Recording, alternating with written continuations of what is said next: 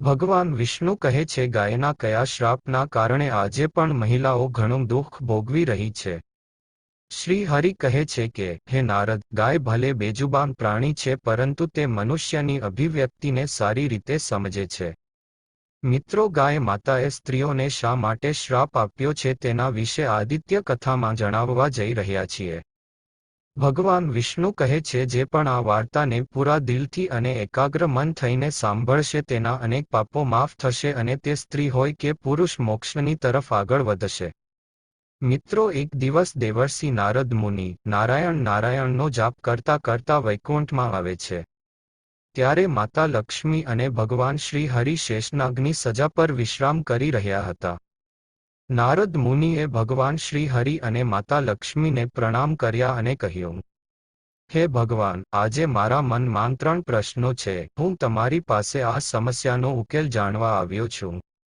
ત્યારે શ્રી હરિ હસ્યા અને બોલ્યા, હે વત્સ નારદ, તમારું સ્વાગત છે. તમે કોઈ પણ સંકોચ વિના તમારા બધા પ્રશ્નો પૂછી શકો છો. હું ચોક્કસપણે આ પ્રશ્નોના જવાબ આપીશ. ત્યારે દેવર્ષિ કહે છે, હે પ્રભુ, તમે જગતના પાલનહાર અને સૃષ્ટિના સર્જક છો. તમે સમગ્ર માનવજાતના કલ્યાણ માટે અનેક જીવોનું સર્જન કર્યું છે. પરંતુ આજે હું ઈચ્છું છું કે શ્રેષ્ઠ પ્રાણી ગાય વિશે મારે જાણવું છે. મારો પહેલો પ્રશ્ન એ છે કે ગાય માતાએ સ્ત્રીઓને શા માટે શ્રાપ આપ્યો છે.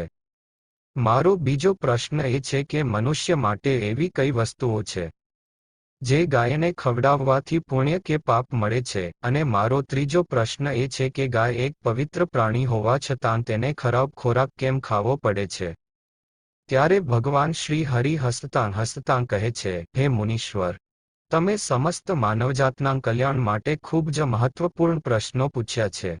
ગાયને ગાય માતા તરીકે પૂજનીય માનવામાં આવે છે. ગાયમાં 33 કોટી દેવી દેવતાઓ વસે છે અને પ્રાણીઓમાં સર્વશ્રેષ્ઠ પ્રાણી ગાયમાતા છે, જેની ઉત્પત્તિ સમુદ્ર મંથન વખતે દેવી લક્ષ્મી સાથે થઈ હતી અને જે ઘરમાં ગાયમાતાની પૂજા થાય છે તેમના પર માં લક્ષ્મી હંમેશા તેની કૃપા દ્રષ્ટિ રાખે છે. હું તમારા પ્રશ્નોના જવાબ આ એક પવિત્ર વાર્તા દ્વારા આપવા માંગુ છું. અને જે કોઈ પણ વ્યક્તિ આ કથા ધ્યાનથી સાંભળશે તેના 32 પાપ હું માફ કરીશ અને મૃત્યુ પછી તે વ્યક્તિ શ્રી કૃષ્ણના આશીર્વાદથી ધન્ય થશે અને તે વ્યક્તિનું જીવન મોક્ષની તરફ આગળ વધશે. ત્યારે નારદજી કહે છે કે, હે પ્રભુ, આ પવિત્ર કથા હું ધ્યાનથી સાંભળીશ અને તેનો આ જગતના માનવ કલ્યાણ માટે હું પ્રચાર પ્રસાર પણ કરીશ. તો હે પ્રભુ, તમે મને આ કથા વાર્તા કહી ધન્ય બનાવો. ત્યારે ભગવાન શ્રી હરિ કહે છે, હે નારદ, એક સમયે એશિયા દેશમાં એક ખેડૂત હતો જેનું નામ જ્ઞાન હતું અને તેની ગાયનું નામ નંદિની હતું. જ્ઞાન દરરોજ તેની ગાયને ચરવા માટે ખેતરમાં લઈ જતો. આ નંદિની રોજેરોજ સેવા કરતો. નંદિની પણ તેના માલિક જ્ઞાન સાથે ખૂબ જ લગાવ રાખતી હતી. તેનું એક વાછરડું પણ હતું જે હંમેશા તેની સાથે રહેતું હતું. તેઓ બંને એકબીજા સાથે પ્રેમથી વ્યવહાર કરે છે. તેમજ ઘણા વર્ષો સુધી જ્ઞાન તેની ગાય નંદિનીની સેવા કરતો રહ્યો અને નંદિનીએ પણ જ્ઞાન અને તેના પરિવારને ભરપૂર દૂધ આપીને પોષણ કર્યું. જ્ઞાન આ ગાયનું દૂધ વેચીને તેના પરિવારનું ભરણ પોષણ કરતો હતો. ત્યારબાદ થોડા દિવસો પછી જ્ઞાનના લગ્ન એક ખેડૂતની દીકરી શાલિની સાથે થયા. શાલિની દેખાવમાં સુંદર હતી પણ તે એક લોભી અને ક્રૂર સ્ત્રી હતી. જે દિવસે તે લગ્ન કરીને જ્ઞાનના ઘરે આવી ત્યારથી તેણે જ્ઞાનને તેની તમામ માંગણીઓ પૂરી કરવાની હઠ લેવાનું શરૂ કર્યું અને હંમેશા જ્ઞાનને જેમ તેમ બોલતી, અપશબ્દો બોલવા લાગી તેમજ તેની સાથે દુર્વ્યવહાર કરતી હતી. તે દરરોજ સવારે મોડેથી જાગતી હતી અને મોડા સુધી ભોજન રાંધતી હતી અને બચેલો વાસી ખોરાક ગાયને ખવડાવતી હતી. મિત્રો, ભગવાન શ્રી હરિ કહે છે, હે નારદ, પછી એક દિવસ શાલિની જ્ઞાનને પોતાના માટે કેટલાક ઘરેણાં ખરીદવા માટે સમજાવે છે અને કહે છે કે સાંભળો છો, આપણે આ ગાયના વાછરડાને વેચી દઈએ કેમ કે આપણે આ વાછરડાની જરૂર નથી. જ્યારે જ્ઞાને તેને ના પાડી ત્યારે તે જ્ઞાન સાથે જોરથી ઝઘડો કરવા લાગી. બિચારા જ્ઞાને તેની જીદથી નિરાશ થઈને તેની ઈચ્છા ન હોવા છતાં ગાયનું વાછરડું વેચી નાખ્યું. આ કારણે નંદિની ગાય અને જ્ઞાન બંને ખૂબ જ દુઃખી થઈ ગયા અને એક બીજાને જોતા રહ્યા. મિત્રો, થોડા દિવસો પછી જ્ઞાનની ગાયે દૂધ આપવાનું બંધ કરી દીધું. શાલિનીએ તેને ઘરની બહાર કાઢી દીધી અને તેને ઘરે આવતા રોકવા માટે ઘણા અપશબ્દોનો ઉપયોગ કર્યો. ભગવાન શ્રી હરિ કહે છે કે, હે નારદ, ગાય ભલે બેજુબાન પ્રાણી છે પરંતુ તે મનુષ્યની અભિવ્યક્તિને સારી રીતે સમજે છે. અને પછી તે ત્યાંથી ચાલી જાય છે. નંદિનીએ ગામની નજીકના જંગલમાં પોતાનું જીવન જીવવાનું શરૂ કર્યું. થોડા દિવસો પછી ગાય ગર્ભવતી થઈ અને તે જ જંગલમાં પોતાનું જીવન જીવવા લાગી. થોડા મહિના વીતી ગયા પછી જ્ઞાનની ગાયે નંદિનીએ વિચાર્યું કે જ્યારે તેને સંતાન થશે ત્યારે જ્ઞાન અને તેની પત્ની શાલિની કદાચ મને ફરીથી તેમના ઘરે પરત લઈ જશે. તેથી તે જ્ઞાનના ખેતરમાં ગઈ અને એક બીજા વાછરડાને જન્મ આપ્યો. બીજા દિવસે જ્યારે શાલિની ખેતરમાં આવી ત્યારે તેણે જોયું કે નંદિની ગાયે તેના જ ખેતરમાં વાછરડાને જન્મ આપ્યો હતો. ત્યારબાદ શાલિનીને ફરીથી મનમાં તે ખરાબ વિચાર આવ્યો કે હવે મારે તેનું વાછરડું વેચીને પૈસા કમાઈ લેવા છે અને આપણું કુટુંબ દૂધથી સુખી જીવન જીવશે. આવું જ તે નંદિનીના નવજાત બાળક વિશે વિચારી રહી હતી ત્યારે નંદિનીના લોહીથી જન્મેલું વાછરડું જમીન પર ધીમે ધીમે સરકવા લાગ્યું. જેના કારણે જમીન પર પડેલા કાંકરાના કારણે તેના શરીર પર નાના નાના ઘા દેખાવા લાગ્યા. મિત્રો, નંદિની ગાય તેના નવજાત બાળકની આવી હાલત જોઈને ખૂબ જ અસ્વસ્થતા અનુભવવા લાગી. અને તે કંઈ કરી શકતી ન હોવાથી વેદનાથી તેના બાળક તરફ જોવા લાગી. તેને આજુબાજુ જોયું પણ કંઈ ન કરી શકી, પરંતુ જ્યારે તેણે શાલિનીને પોતાની તરફ આવતી જોઈ ત્યારે તેણે બૂમ પાડી અને કહ્યું, હે દેવી, મારા નવજાત બાળક પર કૃપા કરો અને તેના નાજુક શરીરને આ પીડામાંથી મુક્ત કરો. જમીન પર પડેલા કાંકરાથી તેણીને પીડા થઈ રહી છે. જ્યારે શાલિનીએ ગાયના વાછરડા તરફ જોયું તો તે દુર્ગંધ મારતા લોહીમાં પડેલી તેની માતા તરફ સરકી રહી હતી. ત્યારે ગાયના વાછરડાની આવી હાલત જોઈને શાલિનીને આંચકો લાગ્યો. તેના પર દયા આવવાની જગ્યાએ તેને ગુસ્સો આવવા લાગ્યો અને ગાયના વાછરડાને ઉપાડતી વખતે તેણે કહ્યું, હું તમારા આવા દુર્ગંધયુક્ત વાછરડાને શા માટે સ્પર્શ કરું? મિત્રો, ભગવાન શ્રી હરિ કહે છે, હે નારદ, ગાય તે શાલિનીને ખૂબ આજીજી કરવા લાગી, રડતી રહી અને તેના હૃદયના ઊંડાણથી તેને આજીજી કરવા લાગી. પરંતુ શાલિનીના ક્રૂર સ્વભાવને કારણે તેણે ગાયના વાછરડાને સ્પર્શ પણ ન કર્યો. અને તે ત્યાંથી જતી રહી. ગાય તેને વારંવાર આજીજી કરતી રહી. પરંતુ શાલિનીએ તેની વાત પર ધ્યાન ન આપ્યું. પછી ગાયે ભગવાનને પ્રાર્થના કરી અને કહ્યું, હે ભગવાન, તમે મારા નિર્દોષ અને નિષ્પાપ વાછરડાને આટલી જીવલેણ સજા કેમ આપો છો? અમે પ્રાણીઓએ એવું કયું મહાપાપ કર્યું છે કે જેના કારણે અમારે અને અમારા બાળકોને આવી યાતના ભોગવવી પડે છે? ગાયની આવી કરુણ પોકાર સાંભળીને શ્રી કૃષ્ણ સ્વયં ત્યાં આવ્યા અને ગાય સહિત તમામ જીવોને આશીર્વાદ આપ્યા કે જેવા તેમના બાળકો જન્મ લેશે આ પછી તેઓ તરત જ ચાલવા લાગશે, જેના કારણે તેઓ પોતાની માતાની આસપાસ રહી શકશે. ભગવાન શ્રી કૃષ્ણ હરિ કહે છે, હે નારદ, પછી શ્રી આશીર્વાદ આપીને ત્યાંથી અંતર ધ્યાન થયા. પરંતુ થોડી વાર પછી જ્યારે શાલિની તેને જોવા માટે ગાય પાસે પાછી આવી ત્યારે તેને તેની આંખો પર વિશ્વાસ ન થયો. વાછરડું પોતાની મેળે જ ઊભું હતું. એટલે શાલિનીએ વાછરડાને હળવો ધક્કો માર્યો અને તે જમીન પર પડી ગયું. જ્યારે ગાયને શાલિનીનું આ ઘૃણાસ્પદ કૃત્ય જોઈને તેને ખૂબ જ ગુસ્સો આવ્યો અને તેણે આખી દુનિયા, દેવી દેવતાઓ, અગ્નિ, વાયુ, આકાશ, પાણી અને વૃક્ષોને સાક્ષી માનીને શાલિનીને શ્રાપ આપ્યો. અને કહ્યું, હે દુષ્ટ સ્ત્રી, આજે તેં તારી ક્રૂરતાની બધી હદો વટાવી દીધી છે.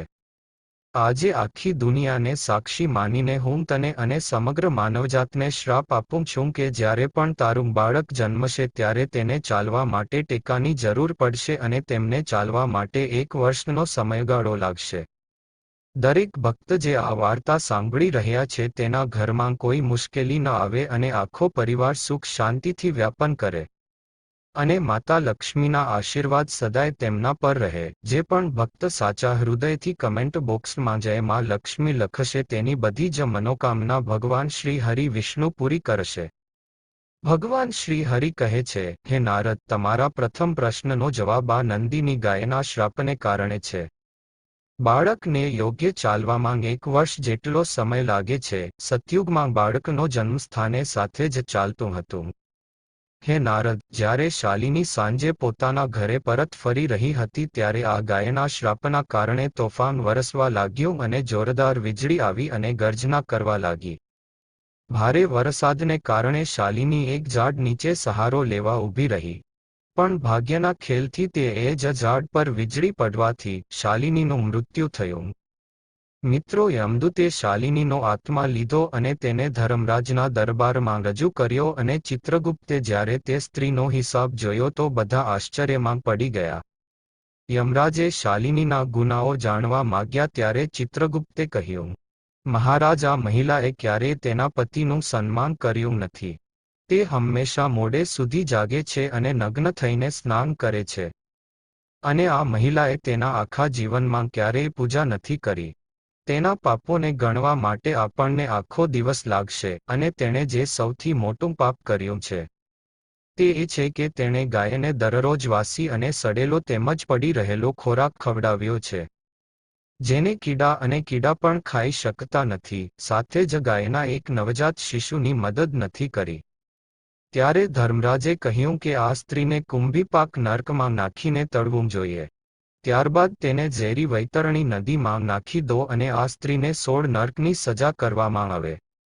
મિત્રો, ભગવાન શ્રી હરિ કહે છે, હે નારદ, યમદૂત આ સ્ત્રીને આ બધા પ્રકારના નર્કમાં મૂકે છે અને તેના આત્માને ખૂબ જ પીડા આપે છે. આ ક્રમ આખું વર્ષ ચાલ્યો. જ્યારે તેની બધી સજાઓ પૂર્ણ થઈ ત્યારે ધર્મરાજે તેને બીજી સજા આપવાનું કહ્યું. કારણ કે તે સ્ત્રી ગાયને હંમેશા સડેલો ખોરાક ખવડાવતી હતી. તેથી જ તે સ્ત્રીને સુવર યોનિમાં જન્મ આપ્યો, કાયમ કાદવમાં રહેવાનું અને દુર્ગંધયુક્ત ખોરાક ખાવાનું. મિત્રો, શ્રી હરિ કહે છે, હે નારદ, જે કોઈ સ્ત્રી કે પુરુષ ગાયને ખરાબ કે સડેલો ખોરાક ખવડાવે છે તેને નર્કમાં જવું પડે છે અને અનેક પ્રકારના કષ્ટો ભોગવવા પડે છે.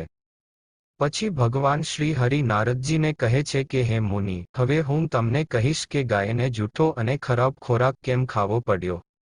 આ વાત સત્યયુગના સમયની છે જ્યારે શિવજી અને માતા પાર્વતી સમુદ્ર કિનારે વિહાર કરવા ગયા.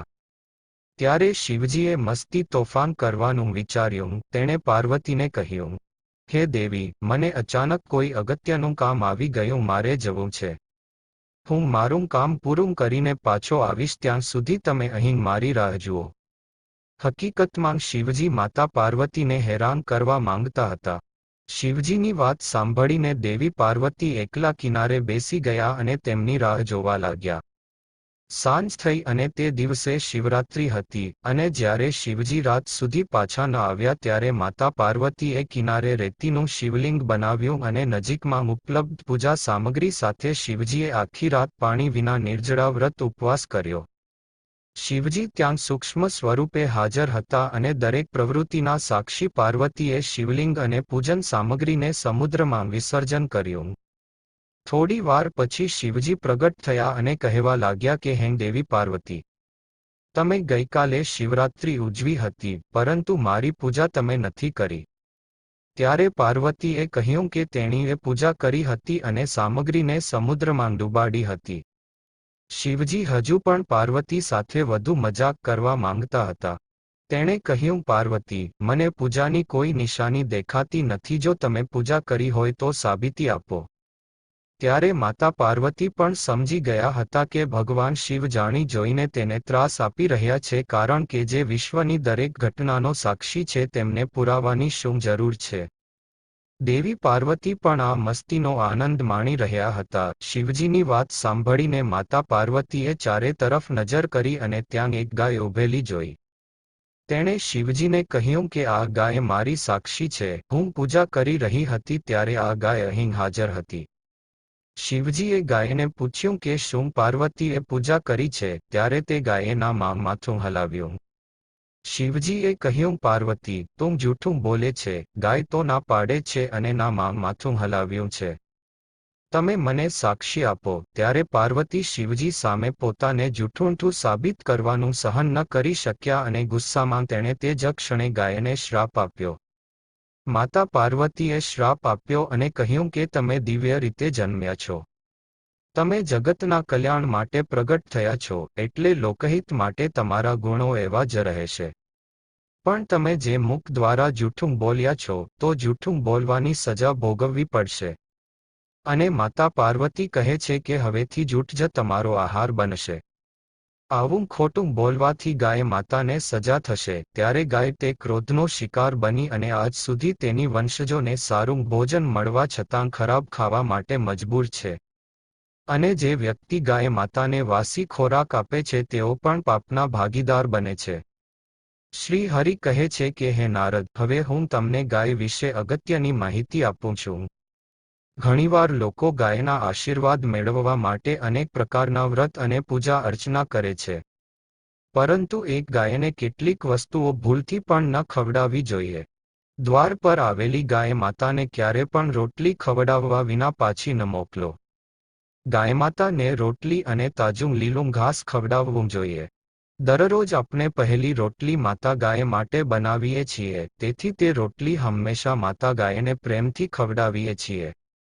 આમ કરવાથી આપણને ઘણું પુણ્ય મળે છે. માતા ગાયને વાસી અને સડેલું ભોજન ક્યારેય ખવડાવવું ન જોઈએ. જ્યારે તે ભૂખી હોય ત્યારે માતા ગાય તે ખોરાક મજબૂરીમાં ખાય છે, પરંતુ તેની વિપરીત અસરો થાય છે જેના કારણે આપણા ઘરમાં નકારાત્મકતા આવે છે. ગાય માતા એક શાકાહારી પ્રાણી છે, આથી જ આપણે ગાયને બળજબરીથી માંસાહારી ખોરાક ખવડાવવાનો ક્યારેય પ્રયાસ ન કરવો જોઈએ. આવું કરવું મહાપાપ સમાન છે. આપણી કુંડળીમાં જો ખામી છે જેના કારણે આપણે સતત સમસ્યાઓનો સામનો કરી રહ્યા છો, તો માતા ગાયને રોટલી ખવડાવતી વખતે તમે કેટલાક ઉપાયો કરી શકો છો.